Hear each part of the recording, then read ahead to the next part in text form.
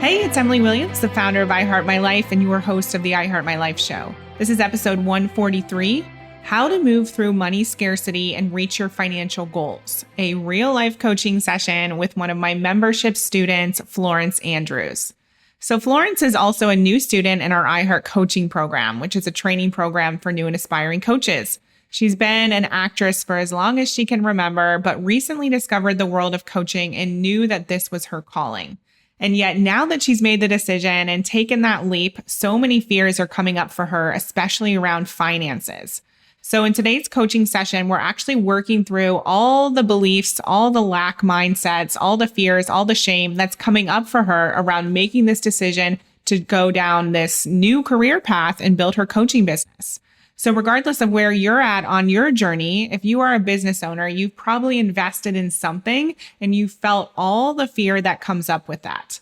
So today I'm helping Florence not just with her mindset, but also with the business strategy, because I believe that when the desire is there, the money is also there. And it's our invitation to get creative and find it.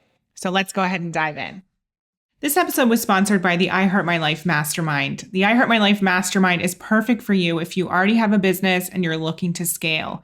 We cover tons of different topics. We cover marketing strategy, revenue planning, team, processes, everything you need in terms of mindset, high performance, really taking care of yourself as well as your business, events, publicity. We literally have 7 coaches under one umbrella to support you and give you the answers to all of your burning questions. We host regular weekly workshops where you get your personal questions answered. We have retreats. You have a private Slack channel where you get to ask questions 24/7. You have an extensive resource bank that helps you put in place our cash method in your own business, and much, much more.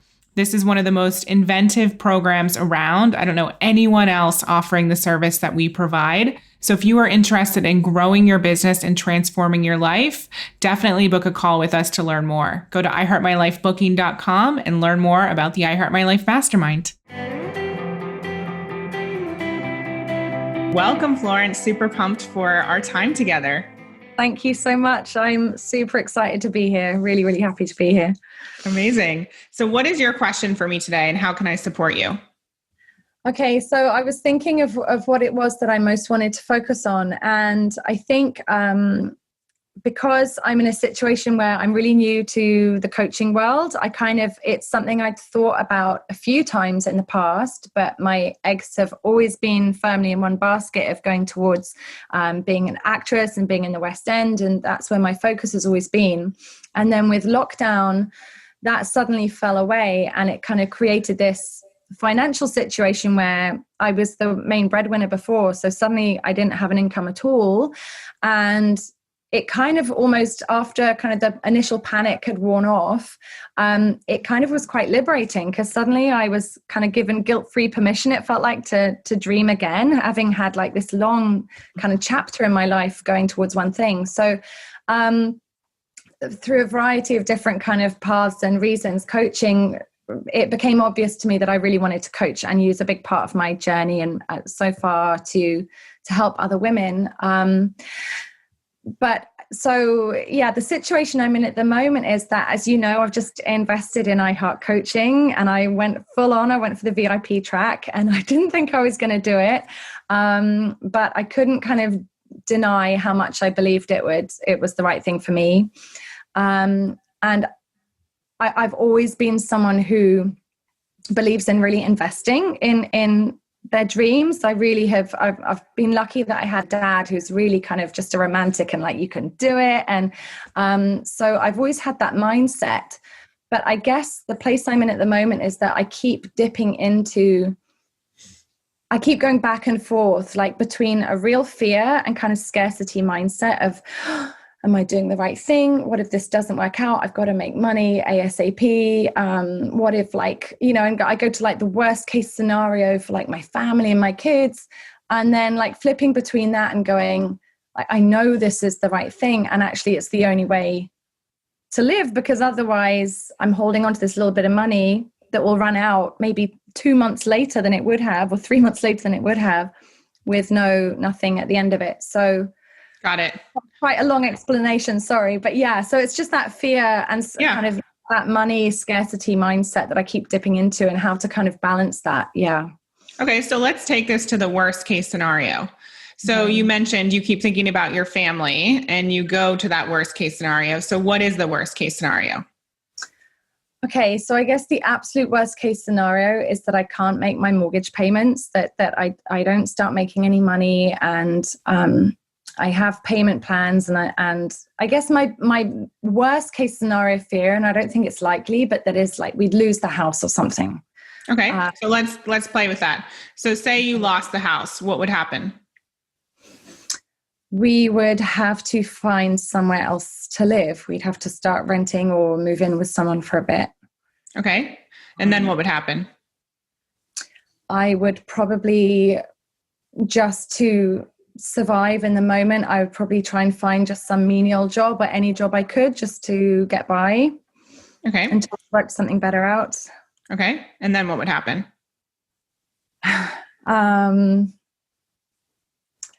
I guess eventually, we'd survive, and hopefully opportunities would come up again. I mean, because now I have this network of support, and I have the information that I need. So we'd be like many steps behind in terms of, for me, it was like a massive deal getting this house. Like I got it on my own, but so to me, that feels like the ultimate failure, but we would be okay. I'd just be starting again, but with more knowledge, I guess. Okay. So do you think if you were starting again with more knowledge, you could build up to where you currently are faster? Yes. Yeah. Okay. Yeah. So is there anything else you want to share about your worst case scenario, or is that the picture? Well, I guess part of it as well is like the thought of the shame of it, because I think, I'm more of a like dream big, go get invest in your dreams kind of. I have that side to me. And then my partner's very like, comes from a family that's very like, let's be sensible and come on, like reserve, like to a certain extent, like he's very supportive. But he's much more of, and I think I've been saying, trust in me, like, please trust in me when making these decisions. And I think there's that fear of shame if it doesn't work out, of embarrassment, or like kind of tail between my legs kind of feeling. Okay. Yeah. So let's take a look at that. So you're saying his judgment of you is something that is affecting you right now, the fear of that. Is it him or is it anyone else? I think it's not just him, I suppose. I guess it would be, again, in the eyes of my children. Like I'd feel ashamed if I felt that my decisions had put them in a situation. And then I guess also, I'm putting myself out there in front of like my acting peers who know me with a certain identity. And so there's fear there as well of if I fail spectacularly, again, it's that shame word, I guess, is best sums it up, of kind of embarrassment or worrying about judgment from other people, kind of more external sources as well. Yeah, kind of my wildest. So what often happens with people when they do have money fears come up is it's not necessarily the fear of being homeless or losing the house, as horrible as that would be. Most of the time it has to do with what are people going to think when they find out I was wrong, or when they find out that I lost the house, or when I have to go back to the job. And so this is a really great opportunity for you to up level in so many different ways. Because there's going to be fear when you put yourself out there as well. Maybe there already has been, right? And so this situation is actually creating strength within you to support you in saying, you know what, I'm going to learn to trust myself. I'm going to learn that no matter what happens, I'm going to be proud of myself for going for my dreams. You know, whatever mindset shifts really speak to you, that's what we want to create. Because if this is something that's coming up now, it's just telling us that this is something we need to work on in order for you to be the Florence who puts herself out there and creates a successful business and doesn't worry about what people think. Yeah. And so, when we look at the worst case scenario, like you said, the worst case scenario tangibly is that you have to get another job and maybe you have to move in with somebody. So no one's going to die. Now I want to look at the flip side. What is the worst case scenario of you never going for your coaching dreams?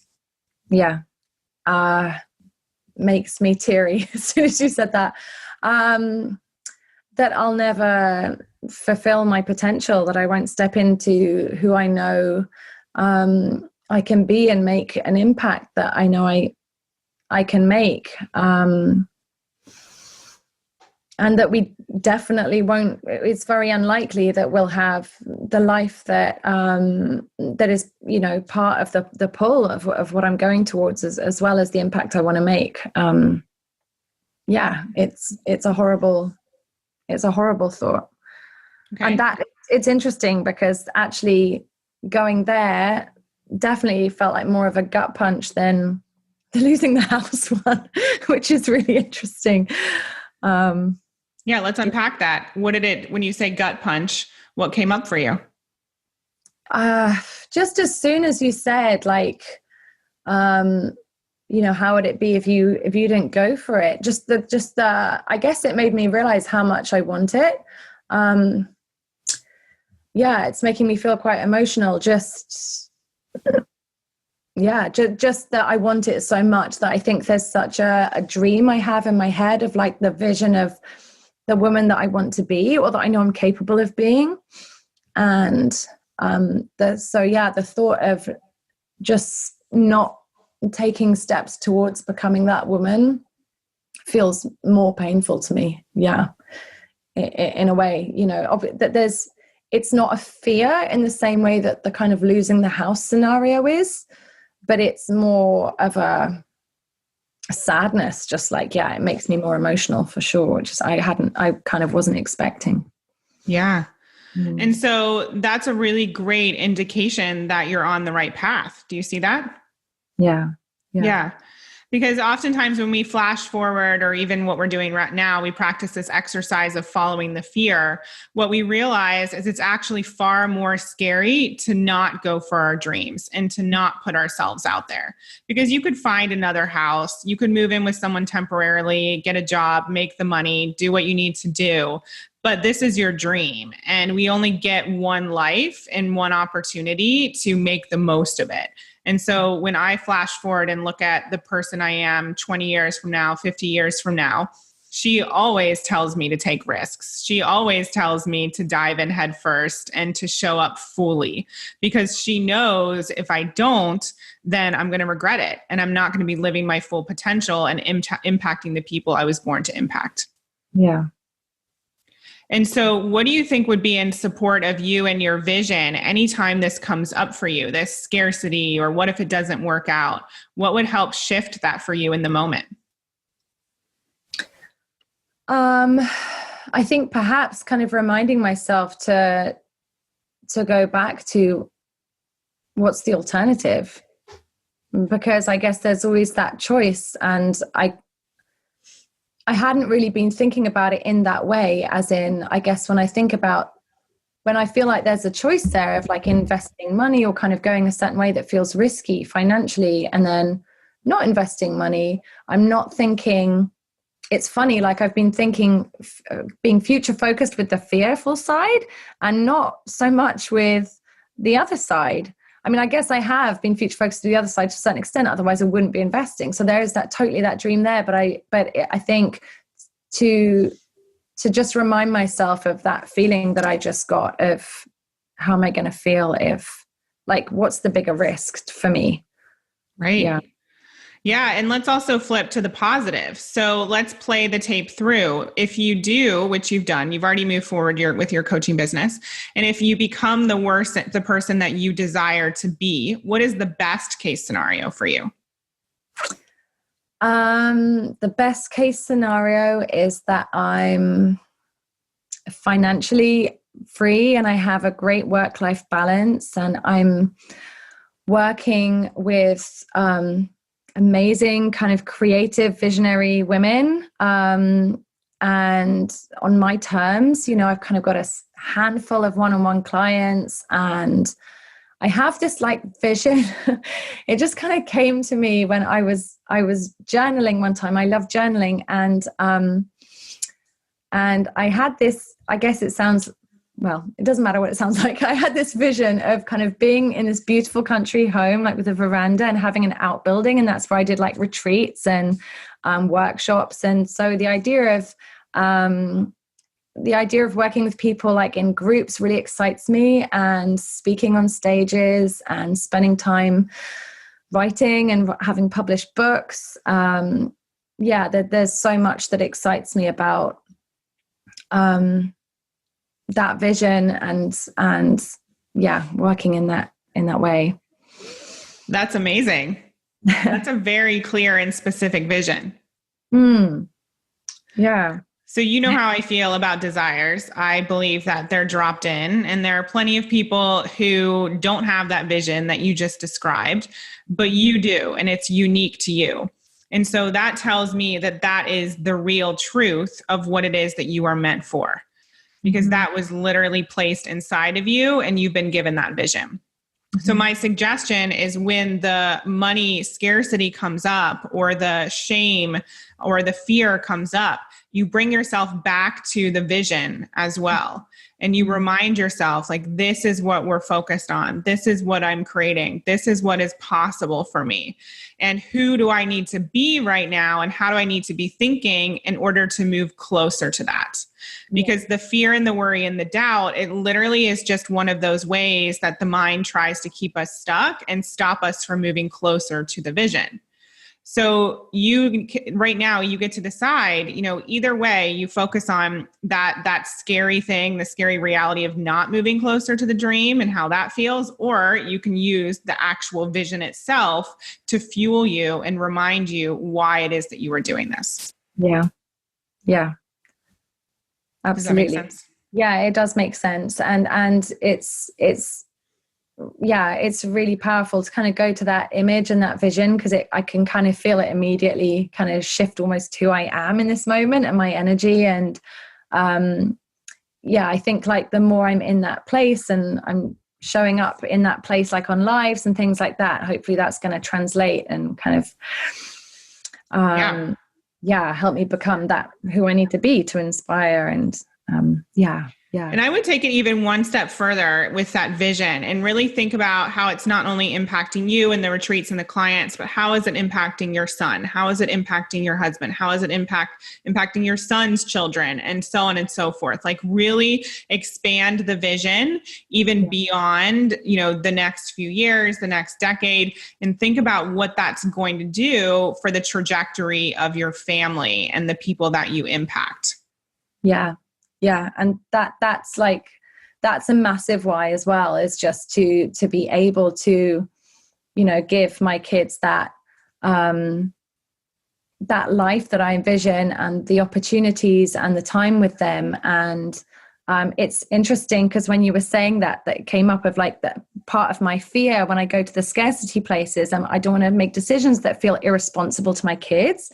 And when you were saying that, I felt like, wow, it's kind of almost irresponsible not to go for it when they have the potential of having this life that would come with any success that I had. So, it's really interesting just to see, like, it's almost simple, but just that there's a flip side to everything I've been thinking, which seems obvious, but I hadn't really been going there. Yeah, totally. And their mom, they deserve to see their mom happy. Yeah. Absolutely. Yeah. Yeah. So when we're looking at money scarcity, I like to look at it from two perspectives. There's definitely the mindset piece, which we just covered, but there's also the more tangible business side of things. So I'm curious to know if you in your mind have figured out the amount of money, the exact amount of money that you need to bring in order to pay the mortgage, move things forward, so on and so forth.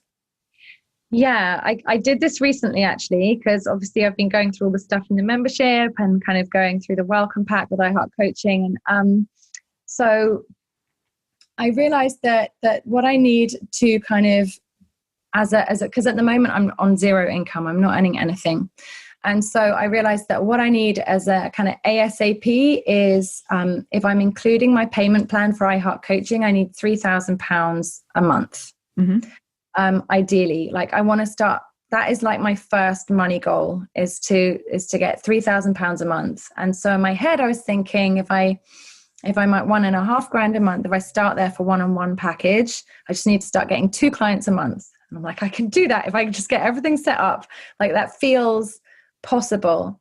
And that's just while, in terms of like survival and everything I need to cover, that's the amount that I need while I'm paying off iHeart Coaching. Once that's paid off, in theory, I need half of that.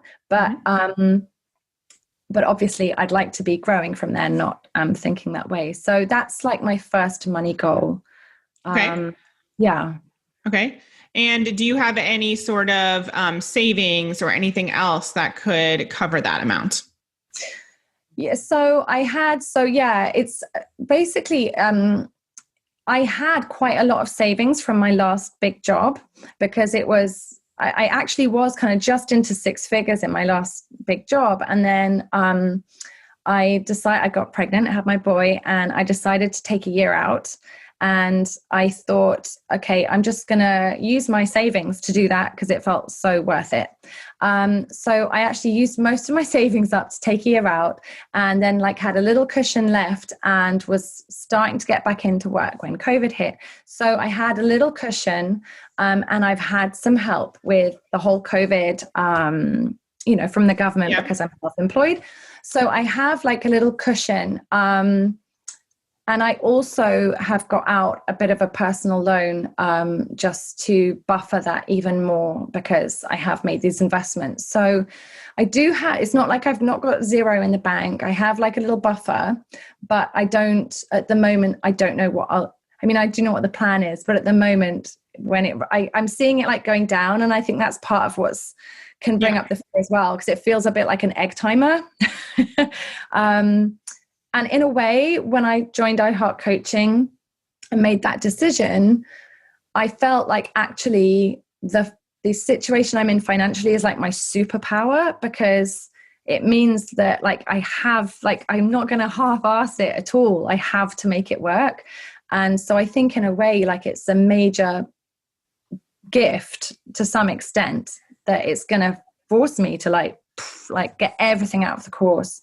But yeah, I can flip into as well because of that. Thank you for sharing that honestly. And the reason I ask is because a lot of people, they come to me and they're asking about finances and they feel like they have nothing in the bank. And then we dig a little bit deeper and we realize, well, there is something. There is the personal loan. There is a little bit of savings. It might not be a ton, but there is something. And so what I would love for you to do is get even clearer on the numbers and ask yourself right now, in this moment, what do I need to come in order to pay for all of my investments, for the mortgage, for the program, for all of that? Like, what is the bare minimum so that you and your mind can get clear on what that specific number is? Because you're completely right. It's your superpower, and money loves for you to be really clear and really specific about the amount. And it might still be the 3,000, but from what I'm gathering, there is a bit of a buffer there. And the reason why I bring that up is because we never want to go into a business feeling the pressure that I have to make sales. And so I love what you how you flipped it. And you're like, this is actually my superpower. It's not the pressure. I'm not going to look at it like that. I'm going to look at this as my superpower because it's a motivator. And that's the perfect perspective to have. And so we want to get clear. Okay, so what is the specific number? Again, maybe it is 3,000. And how do we want to do it? And like you said, that's selling 2 coaching packages. So do you have the coaching packages created? No. So I'm starting to think, to work it all out. So I kind of came to things like almost an odd way round, because I got the way I realized I wanted to coach is I got, I did a course, or got really attracted to a course and did a course that was about building an online course and building like a group coaching program, or kind of that kind of thing. And so I had an entirely different idea at the time. I was like, I'm going to have a membership for creative mothers, which is like entirely not what I want to do now. But it just got I was in a place of like, had a vacuum in front of me. So my creative brain was going. And it was through that I realized I wanted to coach. So I actually have I'm just writing up the slides and actually making it tangible. But I have like a beta course that I've written that kind of came from coming from that angle of it. So I've got like just 4 girls that I'm not actually launching it as a beta. I'm kind of just testing it with them just to get some testimonials and feedback and just practice. And I'm doing that with them in November. So that I just have that like deadline to just get it finished. And so that's kind of where I started rather than one-on-one. And then after I started that course and realized I wanted to coach, I joined a certification course. So I've been certifying. And then I realized recently, and from listening to you, I was like, firstly, I can't afford to wait till I'm fully certified. And I just thought, the practice sessions were going well and people were enjoying them. And I thought there's lots I can use from my journey to success as an actor. So I've decided I'm going to keep doing that, but I'm not going to wait till I've certified to start charging. So it's just recently that I've started thinking about how do I want to coach one-on-one, and do I want to do something that's more kind of formal, and week 1 is this, week 2 is this, etc., or more kind of your style of free flow and kind of going with the moment. And I think I'm leaning towards the latter. At first that scared me more, but I kind of feel for one-on-one that's what I feel would be most powerful. So yeah. Okay, and who do you want to work with? So I want to work with, what excites me most is to work with women who are, and this is totally based on that typical thing of like who I used to be and the journey I've been on. I want to work with women who are or have historically been people pleasers, playing small, polite, apologizing for who they are, what they want. But inside, they're these like repressed powerhouses. Like they've got these big, big dreams, but they've potentially been living someone else's story for them. And they're at the point where they really want to connect with exactly who it is that they are and what they really want and what lights them up, and take the steps to get clear on that and bring that out into the world. So the word authenticity comes to me a lot, and I've been thinking about, do I like calling myself like the authenticity coach or something, just about getting in touch with who you are and not apologizing for it and shining that out without shame, because that's been a big journey for me. That's okay. Kind of, so we're going to fast track this. My goal for you is to have your 12-part program. Again, even if it's just completely organic, at least write out the different topics that you're going to cover with people. And I know it's late for you, but you're going to have this done by tomorrow. Okay. Okay. And I totally get who your idea. Sorry. I'm seeing James later, but I'll get it still done anyway. Yeah. Well, you can do it tomorrow afternoon, your time. Okay, cool. Yeah.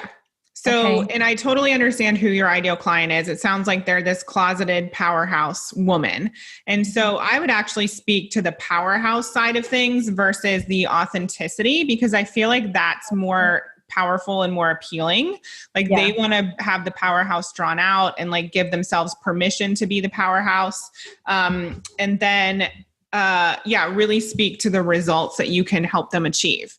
And ask yourself, like, what would the fastest, easiest, and most joyful way to filling this program, to getting 2 clients in this month, what would that be for me? Would it be Facebook Lives? Would it be personal outreach to friends and family? Would it be posting on social media?